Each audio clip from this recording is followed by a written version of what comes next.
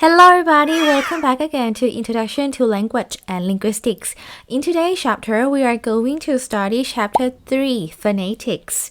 So, phonetics is the first branches of pure linguistics that we are going to study. So there are a lot of new terms that you guys are going to study today. So, I would like you guys to stay focused, and if you have any question, please keep that until the end of the live. We will have the question and answer section for that.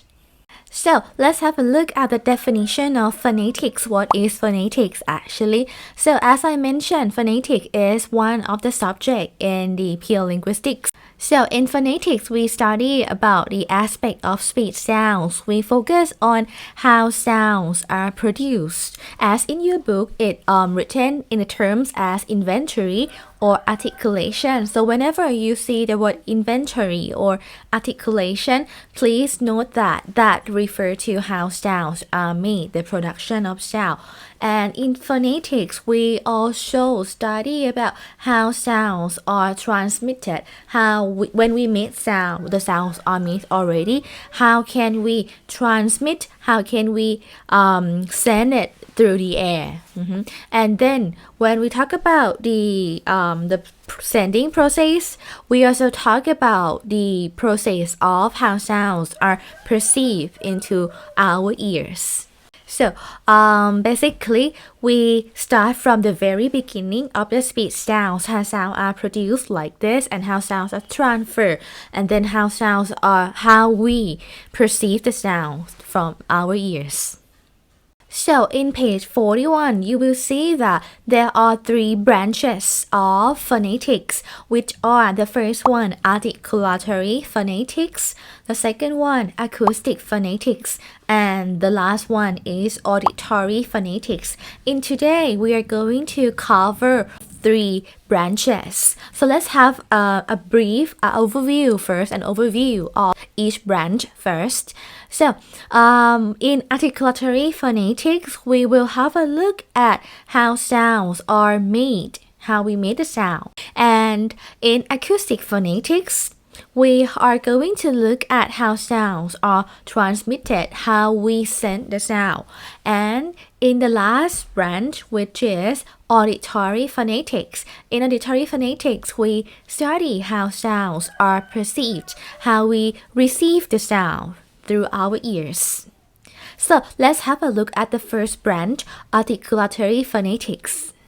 So, in the first branch, articulatory phonetics, we study about how sounds are originated, which organs do we use to produce the sounds, and how the sounds can be carried out. So, in the articulatory phonetics, we basically study about the respiratory tract. So, when we talk about the respiratory tract, we talk about the breathing, the organs that we use for our breathing.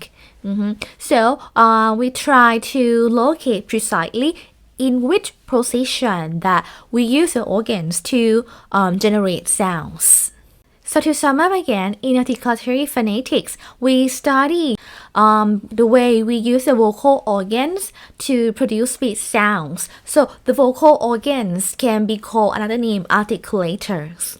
So in the articulatory phonetics, we are going to focus on 6 main subjects, which are the first one, anatomy of speech, the second one, airstream mechanisms and phonation types, and the fourth is articulatory process and suprasegmental features, and the last one is international phonetics alphabet. So let's have a look at the first one, anatomy of speech. So the first one is anatomy of speech or speech organs. In this subject, we talk about the speech sounds that we produce it from, we generate the air in our vocal organs. So when we generate air in our vocal organs like this, we use that kind of air to pass through our mouth or sometimes our nose. So that is how we generate the sounds. So the sound will be generated differently, like in different position in different organs. Sometimes we can generate sounds from our teeth, like sound, or sometimes we can generate sound from like at the back of our teeth, like something like that. So in anatomy of speech, we are going to study something like that. We're going to study about the speech organs, our organs that we use to produce sounds. And we also study how we generate the air in our vocal organs. And then we let the air pass through our mouth or our nose to generate sounds. So in the slides, in the slide that I uploaded in the Google Drive, you will see that the picture of the organ, the vocal organ of human, and then you will see the word hard palate, alveolar, rich lips, which mean our lips here, and teeth, tongue. So all of that are the organs that we use to generate sounds.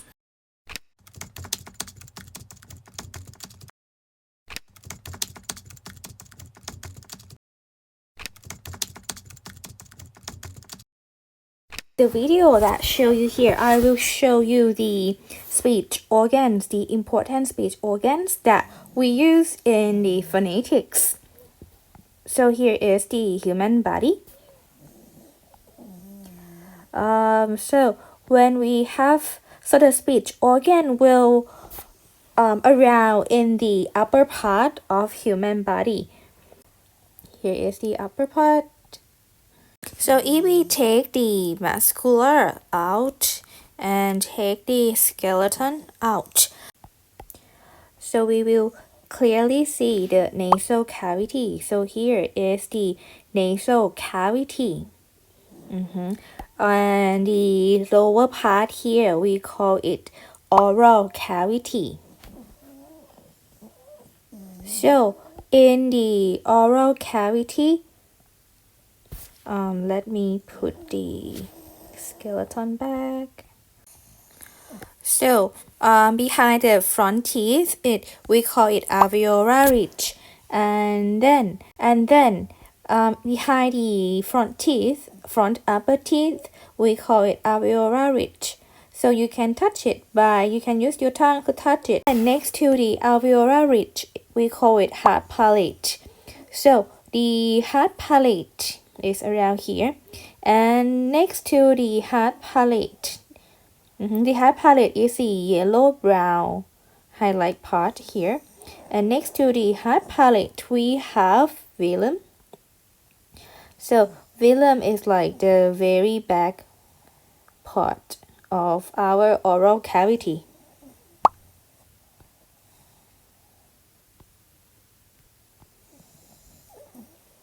And here is the yellow thing, here is our tongue.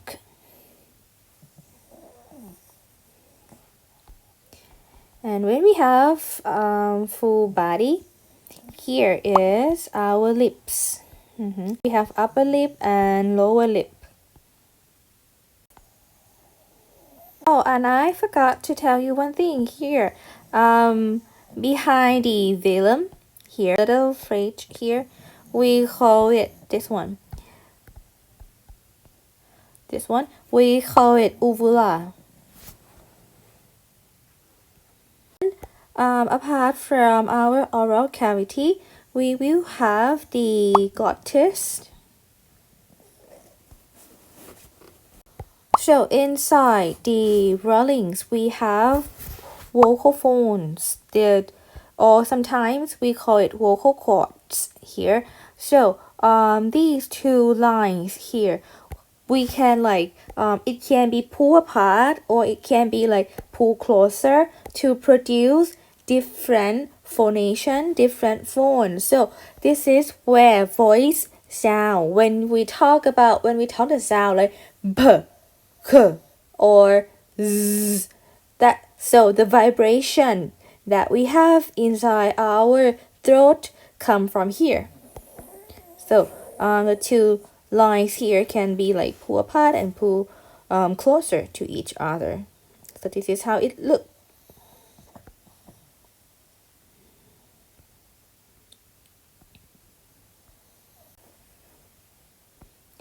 And from the rollings here, it links to our lungs, the two lungs here. So this is where the air pressure is generated. So under the lungs here, it is the diaphragm that help us to compress the air out of the mouth or sometimes the nose here, the nasal cavity. And the second topic is airstream mechanism. In airstream mechanism, we talk about how the airflow is initiated in our vocal tract. So we are going to study about the airflow that we use to generate the speech sounds. So actually, human can use different organs to generate the airflow in our body. The organs that we use to generate the airflow or airstream, we call it initiator. So there are three basic initiators. The first one is diaphragm together with the lung. We call it pulmonic airstream mechanism. And the second one is glottids and the rollings. We call it glottalic airstream mechanism. And the third one, we use only the tongue, which we call it viraric airstream mechanism. We will have a look in more detail about these airstream mechanism in the following topic. But for now, I would like you to familiar that, okay, if we talk that with pulmonic airstream mechanism, so you know that, okay, when we talk about the word pulmonic airstream mechanism, you can relate that, okay, it is the airstream that we generate from diaphragm and the lungs. So the diaphragm is the organs under our lungs, กระบังลม. So when I talk about the technical term glottalic airstream mechanism, so you know that, okay, glottalic airstream mechanism is the airstream mechanism that we use glottis and the rollings together to generate the airstream. And yeah, so viraric airstream mechanism is just only tongue. And the third subject that we are going to focus in the articulatory process is phonation type. So, the phonation type, we talk about the source of the signal that we produce by different constriction in the vocal phone. So, our vocal phone can be narrower or it can be pulled apart. So, the position of narrow and the position that when they pull apart, we can generate different sounds from that. So with the different position of our vocal phone in the grotto, so we can generate different and different qualities of sounds. So let's have a look at some example of the different position of our vocal phone, different characteristic, let's say.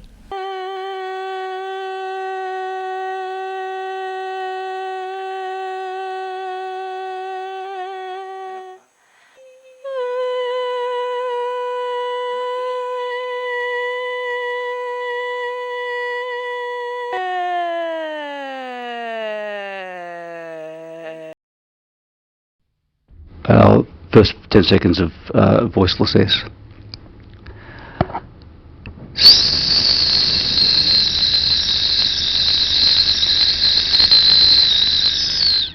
And next is articulatory process. In articulatory process, we focus on the two basic main component of the language. So every language, when we produce the sounds consists of two things, two fundamental things, two basic things, which are consonant sound and vowel sound. So in articulatory process, we are going to have a look at how consonants and how vowel are made.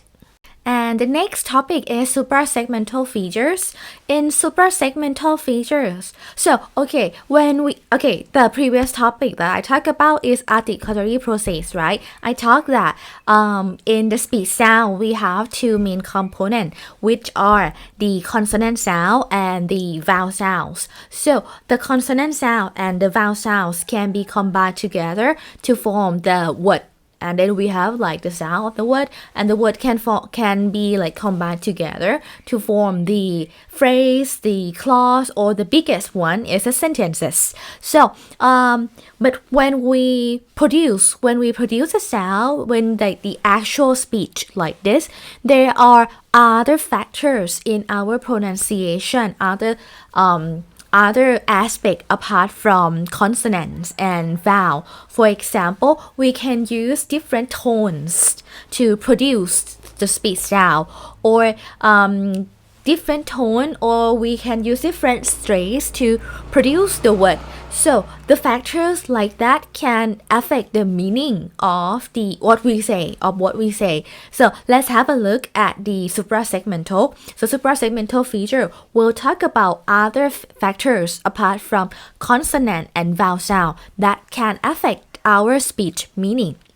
So the first one is word stress. So word stress can occur in polysyllabic words, the word that has a lot of syllable. I hope you still remember syllable, right? พยางค์ last week that we studied. So in the polysyllabic words, it means that when we have a lot of syllable, it's not every syllable that we will produce with the same voice. I mean, with the same loudness, same pitch. In English, there is going to be one or maybe two syllable that we produce it by using pitch, high pitch, and more loudness and longer length than other syllable. For example, the word education, we won't pronounce it as education or like no stress at all, right? Because in English word we need to have like one syllable that we stress. So in the word education, we pronounce as education, right? Education. So the syllable K is stressed. So I produce it with high pitch and long length than any other syllable in the word education. Education. So there are three types of stress, which is primary stress. Primary stress is a syllable that receive the highest pitch, the loudness, and the longest length. And the second one is the secondary stress. Secondary stress is like a bit lower than the primary stress. And the last one is unstressed, which is the syllable that doesn't receive the stress at all. And the next topic is pitch. Pitch is one of the factors in stress. Pitch consists of both tone and intonation. So we have two types of pitch. The first one is high pitch. High pitch is produced by using the tense vocal phone and with a lot of air pressure. So with the tense vocal phone and a lot of air pressure in our vocal phone, we can produce the high pitch. But with the less tense of vocal phone and lower air pressure, we will produce the low pitch. So tone can convey meaning. For example, like the Thai language or Chinese language. When we talk about like ma, and ma, different tone, different meaning. So on the other hand, intonation doesn't affect the meaning that much, like totally change that much, but intonation affect the attitude of the speaker, the feeling of the speaker. For example, the simple sentence like I love you. Okay, if I pronounce it like I love you, it's gonna be like the question I love you. Or if I would like to confirm the feeling love to someone, I might pronounce it as like I love you. I love you. So that like the confirm of the feeling love to someone.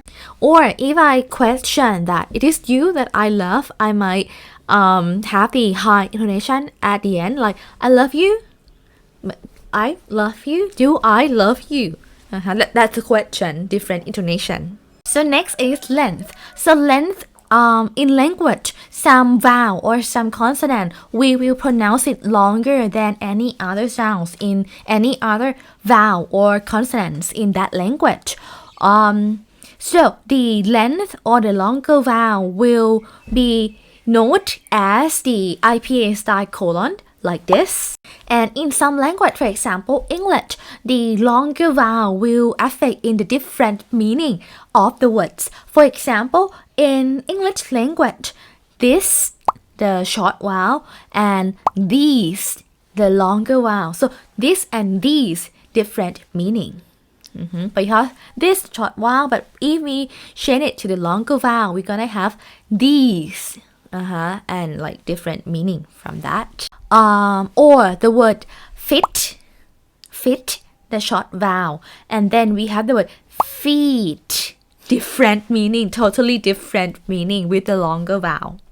So we can say that the pronunciation of the length of the sounds is really important since it can affect the different meaning of the word. And next is loudness. Loudness is the factors of the language that we use to overcome difficult situation that affect our communication. For example, in the bad telephone line, or sometimes when we are at the concert and we surrounded with a lot of people, crowded people, so we need to make a conversation with our friend louder than usual. So loudness is related to breath or the amplitude of the vibration of the vocal folds. So the more amplitude that we made, the more louder sounds that we have. So the last topic of articulatory process is International Phonetics Association, or the shortened terms is IPA. So since there are many languages in this world, right? So we have different way of pronunciation and some sounds that occur in some language. For example, some sounds that occur in Thai or some sounds that occur in English might not appear in Thai language. For example, the th sound, sound like this. The sound like that didn't appear in Thai language. So in order to help in foreign language teaching or in the linguistic research, we create the IPA, International Phonetics Association, in order to be the international code that we know that, okay, this kind of code will explain you the detail that, okay, if you would like to pronounce this sound, let's have a look at this code. You will know that what kind of organs, what kind of ways, what kind of manner or characteristic that you need to use in order to pronounce that word, that sound. So in the phonetic writing, we will use the bracket to denote the symbol of IPA.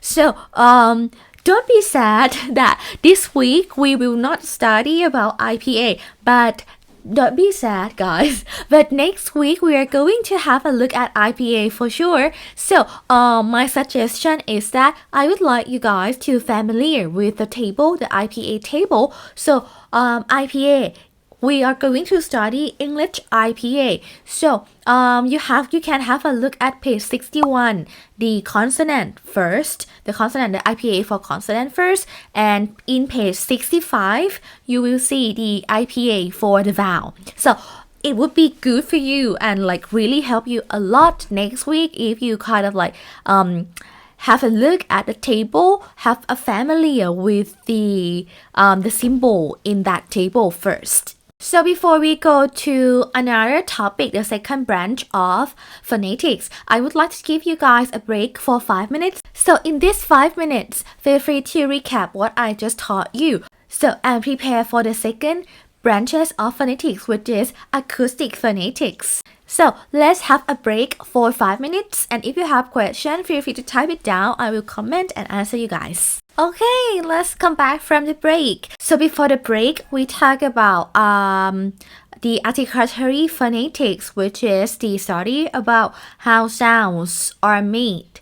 So after the break, we will have a look at the second branch, which is acoustic phonetics. So acoustic phonetics is a study of physical property of speech sounds. So we will concern about the sound waves. We will have a look at the characteristic of the sound wave. We will use the spatial instruments to measure and to analyze the characteristic of each sound waves. So basically, in acoustic phonetics, we will have a look at how sounds are transferred through the air, and we will have a look at the sound wave patterns. So in sound waves, it consists of frequency, amplitude, loudness, and intensity. So let's have a look at what is that. Let's start by the frequency first. So frequency, when we talk about frequency, we refer to the number of cycle per unit of time. So that is frequency. So frequency is normally measured by cycle per second or CPS, but sometimes we can use another terms which is interchangeable. It's exactly the same number, but different measurement actually. So that measurement is called hertz. So it is studied that the younger you are, your ears will be your ears will be said to be healthy a lot. So you will hear a very high frequency, but simply but said, the older you get, the more age you get, the frequency that you can hear will be decreased. So let's have a look at this example. We've gathered a group of volunteers ranging in ages from 8 to 71 and are putting them to the test in our first Battle of the Ages contest. All right, you guys, I'm going to play a series of sounds, and if you can hear the sound, I want you all to raise your hands up. Your right hand, you're going to keep it there, all right? For those of you watching at home, feel free to play along. Ready? 8,000 hertz. All right. All of you can hear that first frequency. Now I'm going to play another sound at another frequency. If you still hear it, keep your hands up. If you can't, bring your hand down. 10,000 hertz. Okay, we seem to have lost our 60 and over crowd. You guys look great, though. Let's raise the frequency even more. 14,000 hertz. Okay, we lost you, we lost you. You're very fit, I can tell. 16,000 hertz. Okay, at 16,000 hertz, we've lost all of our grown-ups. But we still have our youngest members of the crowd with their hands up. Luke, tell everybody how old you are. 8. 8 years old. Your fresh ears still can pick up these faint frequencies. I've been cleaning them. Nice work. Now we're taking it up to 18,000 hertz. You guys ready? 18,000 hertz, we've lost 23 and 19. But the under 18 crowd is intact. 18,000 hertz, that's pretty impressive. The next topic is amplitude. Amplitude talk about the size of the vibration, the size of the sound wave. So it will tell you how loud the sound is.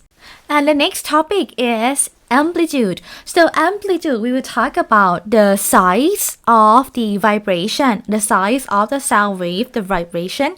So in amplitude, it will tell you how loud the sound is. So amplitude will relate with the intensity of sound. So amplitude and intensity of sound will tell you the power of the sounds. Since amplitude control the loudness of the sound, the word amplitude is the origin word of the word amplify. If you are a musician, you might be familiar with the amplifier, because amplifier is a device that help you to increase the amplitude of the waveform. That is to say, it helps you to make your sounds louder. And next topic is loudness. Loudness is just the characteristic of sound which relate with the amplitude. So the loudness is the combination between frequency and amplitude. So the loudness is the combination between amplitude and frequency. Next topic, which is the last topic, is intensity. Sound intensity refer to the energy of the sounds that carry through the sound wave per unit area. So intensity can be measured by decibel. Decibel is a measurement that named for the owner of Alexander Graham Bell. And the last branch of phonetics, which is auditory phonetics. In auditory phonetics, we talk about what happened inside our ears. So basically, up until now, we talk about the articulatory phonetics, how sounds are made. We talk about the acoustic phonetics, how sounds are transmit and transfer, the characteristic of the sound waves. And now we come to the end, which is auditory phonetics, which is we are going to study about what happened inside of our ears when we receive sound. So we will study how people perceive the speech sound. So basically said, we will study about human hearing system, the anatomy, which organs we use to receive the speech sounds. So let's have a look at our organs, the ears organ part first. So for our ears, we will have the outer part of our ear. Outer part is here. So the outer part here, you can see like the flap and skin and the cartilage กระดูกอ่อน here. And then inside the outer ear like this, we will have ear canal. So ear canal is the tube about like half of centimeters, 0.5 centimeters. So it will be like extending about 3 centimeters into the head. So it will direct us into the middle ear and the inner ear. So in the middle ear and inner ear, we have the tympanic membrane or our eardrum that we use to receive the sound. So the sound wave will strike at the tympanic membrane or the eardrum in order to make it vibrate. So in our inner ear, we have the cochlea. Cochlea is the is a snail-like organs. In the cochlea, we have the liquid film that we use to connect with our brain in order to perceive the meaning of the sounds. So let's say the process will be like this. When we perceive the sound from our ear, so our outer ear will collect the sounds. And then the sound will send from our outer ear to the tympanic membrane or the eardrum. The eardrum will be vibrate, and then that vibration will affect the cochlea to send the information, to send the sound wave into our brain and interpret the meaning. However, since in the cochlea we have the liquid film, we have water in that. Let's say, less technical term, we have water in that. So let's imagine. So when we have the sound wave can pass through the air easily, right? But when it turns to pass through the water, it will be harder, it will be more difficult than that, because anything that passes through the water, it needs a lot of energy for that. So which means the sound that we hear, it's not the all sound waves that we can hear, because let's say like it is more difficult to pass through the water than to pass through the air. Let's imagine that if you wave your hand in the air, it's so easy, right? But if you wave your hand in the water, it's much more difficult to do that. Let's say when you swim, it takes a lot of energy to do that. So in the same way as sound, when sound pass through the air, you can have a lot of sound waves, but when sound need to pass through your ears, which it need to pass through the liquid field in the cochlea, so it may not every sound waves that you can receive. So if you listen to me like that, it might not have the clear picture. Let's have a look at this video.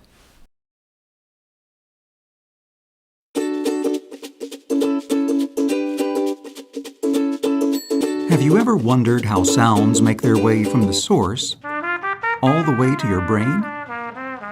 Take a trumpet, for instance. When it's played, it makes sound waves in the air.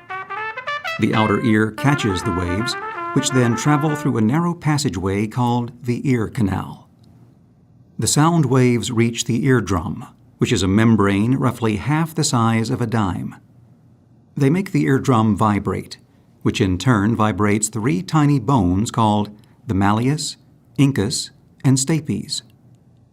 These bones amplify or increase the sound vibrations and send them to the cochlea. The cochlea is shaped like a snail and is the size of a garden pea. It is filled with fluid, and the sound vibrations make this fluid ripple, which creates waves. Hair-like structures called stereocilia sit on top of hair cells and are grouped together as hair cell bundles inside the cochlea. The hair cells inside the cochlea ride these waves, and the hair bundles are moved. The hair bundle on top of the hair cell turns these movements into electrical signals. As the hair bundles are moved, ions rush into the top of the hair cells, causing the release of chemicals at the bottom of the hair cells. The chemicals bind to the auditory nerve cells and create an electrical signal, which travels along the auditory nerve to the brain. Different hair cells respond to different frequencies of sound. The hair cells at the base of the cochlea detect higher-pitched sounds, such as a piccolo or flute. The hair cells toward the top of the spiral detect progressively lower-pitched sounds, such as a trumpet or trombone. At the very top or apex of the spiral, the hair cells detect the lowest-pitched sounds, such as a tuba. The auditory nerve carries the electrical signal to the brain, which interprets the messages as sounds that we recognize and understand.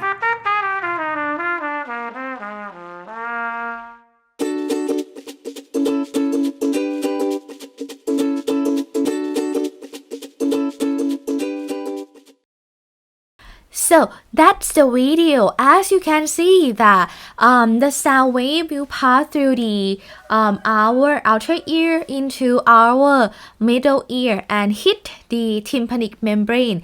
And we have in the middle ear, we have ear bones, 3 types of ear bones, which are hammer, anvil, and stirrup.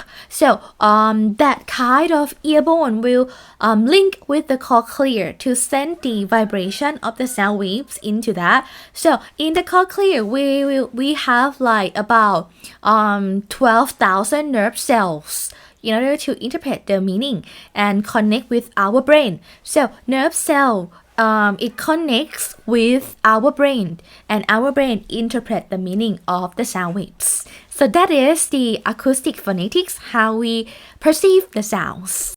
And let's break for 5 minutes again for catch up and writing things and short and take note. So after the 5-minute break, we will have a look at English articulatory phonetics. So let's have a break. Okay, welcome back, guys. So before the break, we talked about 3 branches of phonetics that refer to how sounds are produced: articulatory phonetics, and how sounds are transmitted, acoustic phonetics, and how sounds are perceived, auditory phonetics. Now we will have a look at English articulatory phonetics, how English speech sounds are produced.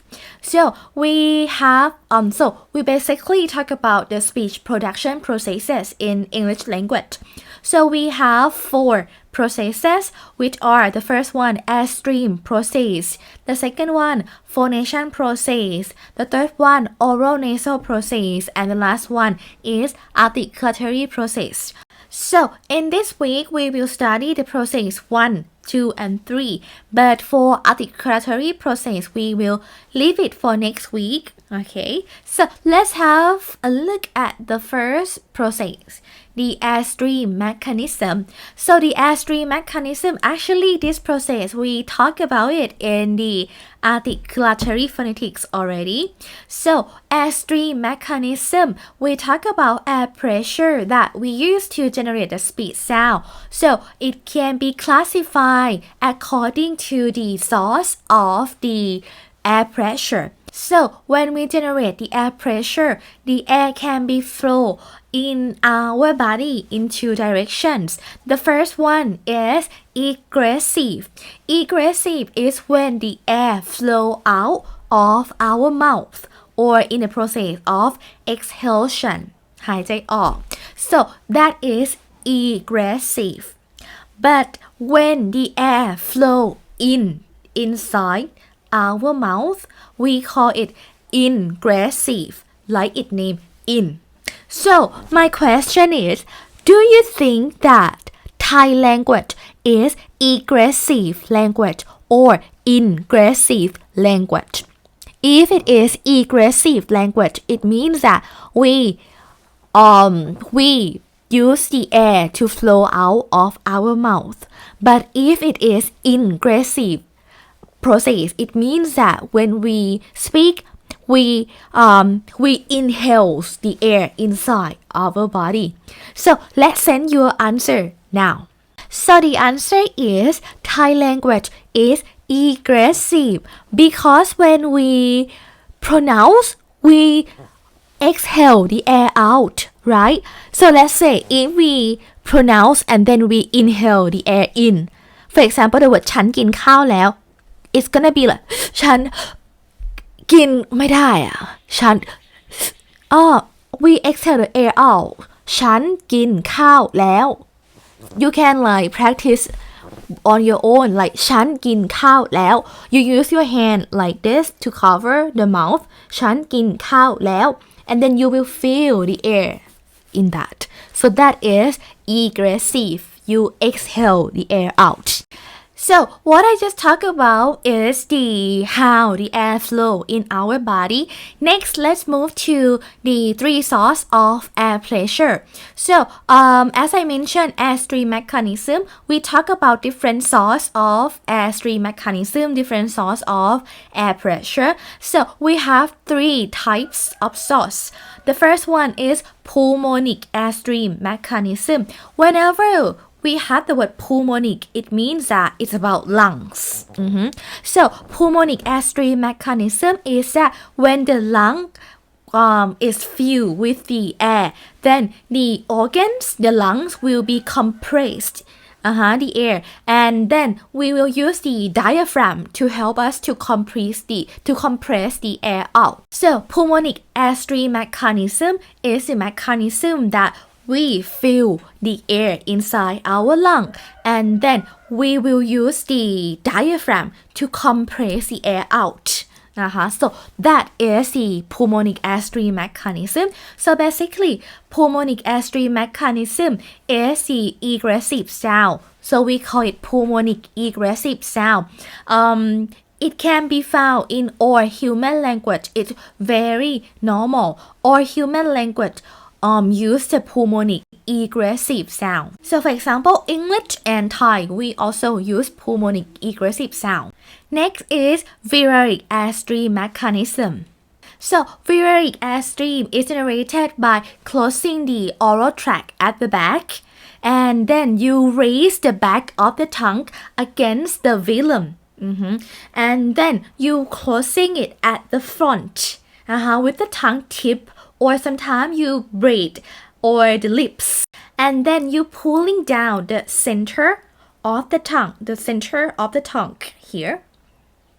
And then when you expand the volume of the enclosed region, and then you generate the vacuum มีการดูดนิดนึง And then the closure at the front is then released. So the sound that we can make it from variolic air-stream mechanism, for example, the sound. So when you pronounce the sound, it means that you raise the back of the tongue and then you raise the tip of the tongue. And the middle of your tongue is kind of like loose a little bit.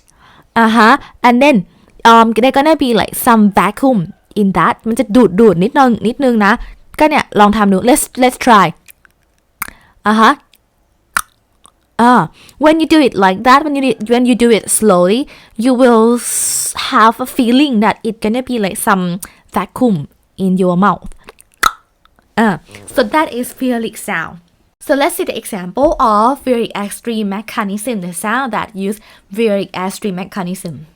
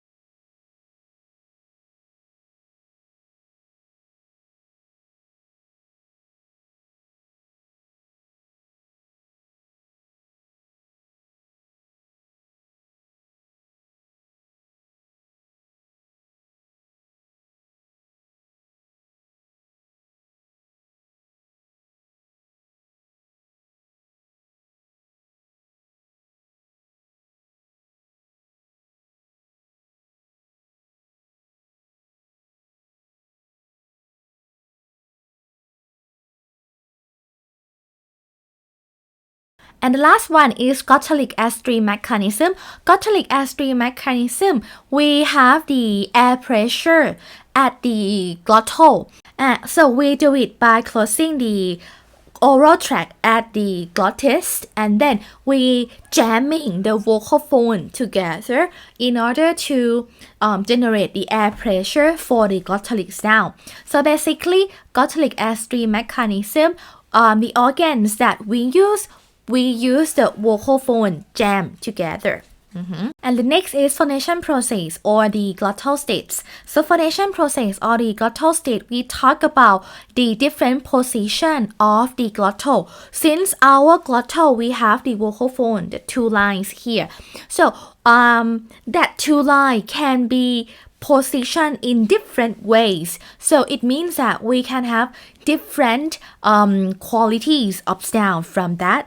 The first one is voiceless. The voiceless sound we have when our vocal folds are pulled apart and the air can pass through the vocal fold, the air can pass through our glottis directly without any interference, without anything to block it. So in the voiceless, we won't have the vibration because the air pressure can pass through our vocal fold directly.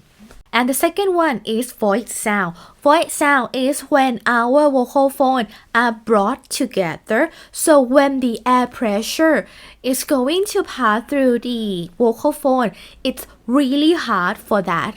So there's gonna be a lot of vibration when the air pressure pass through the vocal fold.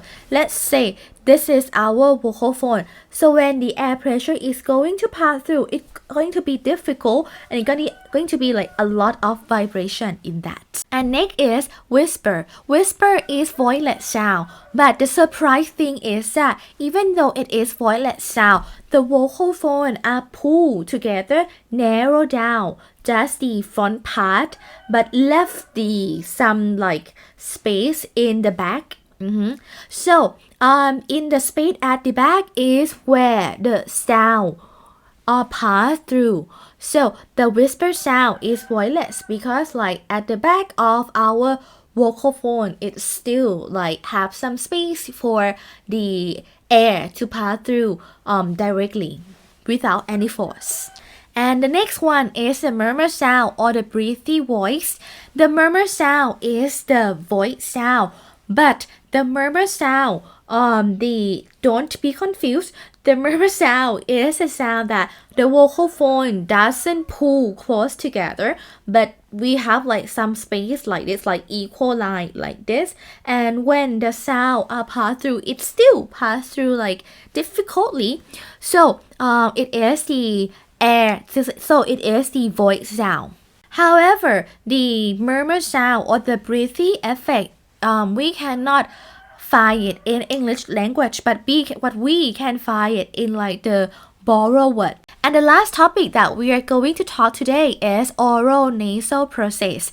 Oral nasal process, we talk about the way the air flow out of our body when we produce the speech sound. So the air can be flow out of our body into two ways. The first one through our nasal cavity, our nose. If the air flow out through our nose or our nasal cavity, we call it nasal sounds. But the second way is that the air can flow out from our oral cavity, our mouth. And that is what we call oral sound.